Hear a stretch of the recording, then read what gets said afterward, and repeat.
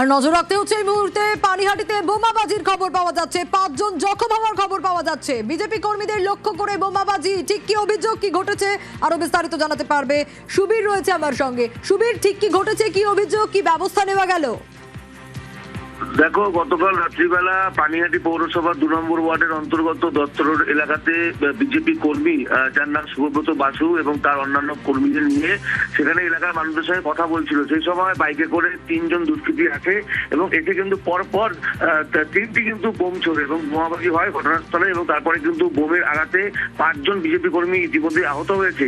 তাদেরকে চিকিৎসার জন্য আরজিকর হাসপাতালে নিয়ে যাওয়া হয়েছে। কারা এই ঘটনা ঘটালো এই নিয়ে কিন্তু ইতিমধ্যে কিন্তু এলাকায় চাঞ্চল্য তৈরি হয়েছে, এবং যারা এসেছিল তারা কিন্তু মাথায় হেলমেট পরে এসেছিল 3 জন দুষ্কৃতী, এবং পরপর এই বোম চার্জ করে কিন্তু সেখান থেকে পালিয়ে যায়।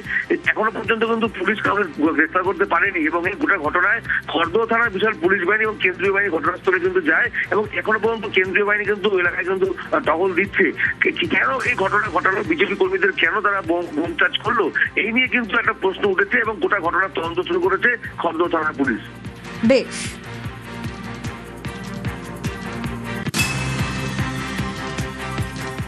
মারতে মারতে চলে গেছে। টোটাল 4 জন ছিল বাইকে। কোনো কথা না, আমাদের পাড়ার ছেলেরা দাঁড়িয়ে ওরা কথা বলছে, আর আমাদের যে দলের নেতা শুভদা উনি দাঁড়িয়ে ওদেরকে বোঝাচ্ছিল, তার মধ্যেই মারতে মারতে চলে গেছে। আমাদের স্থানীয় লোক পুরো পাটা সব হয়ে গেছে বোমে। এটা তো একটা আতঙ্কেরই কথা। আমরা কোথায় যাবো?